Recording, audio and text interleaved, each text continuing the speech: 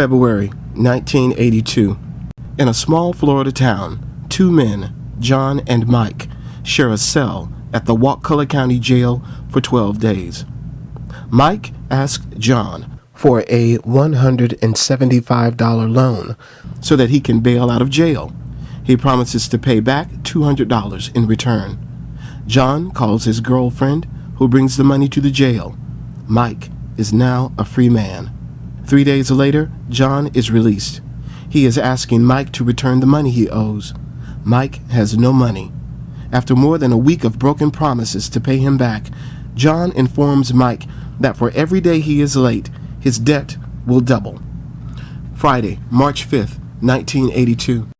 In Wakulla County, Florida, this man's home is set on fire and burned to the ground.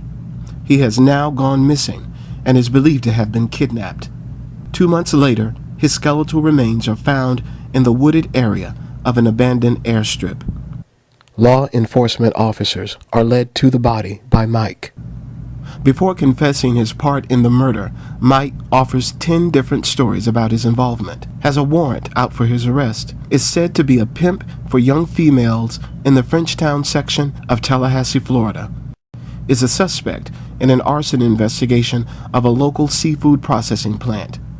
During the 2 months of this man's disappearance, Mike is involved in 2 other burglaries. In each instance, he points the finger at someone else. For the arson, robbery, kidnapping, and murder charges of this man, Mike points the finger at John, the man who, only months before, loaned him money to get out of jail. For over 30 years, John has been called a mastermind, a creature, a racist, a Muslim, a mad dog, a killer, a murderer. John was my uncle. As a child, I heard adults, lawyers, judges, newscasters, even church pastors tell the world that my Uncle John was a bad person and that he would burn in hell. For many years, I believed them. This is the man that local newspapers, television stations, and the world saw. This is the man my grandmother knew. This is the man our family and friends knew. This is the man the state of Florida executed on December the 6th, 1996, and pronounced dead at 7:10 in the morning. I received a letter from him the following day. I also received his pajamas, his robe, his prayer cap, his poetry, his artwork,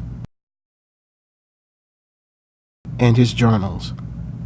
For over 16 years, I have interviewed people who knew him, researched court documents from his case, read his personal letters, correspondence, and have even spoken to his warden, who lectures around the world, speaking out against the death penalty. He too believes John did not receive a fair trial. The Innocence Project cannot help us because John is no longer alive.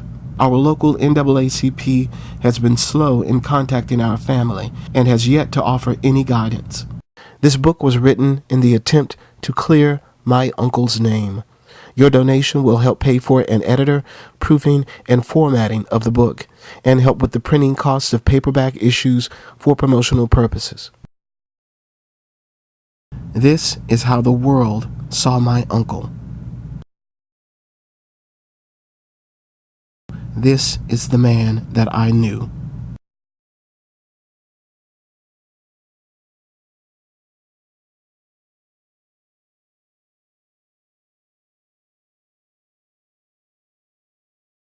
This is all that remains.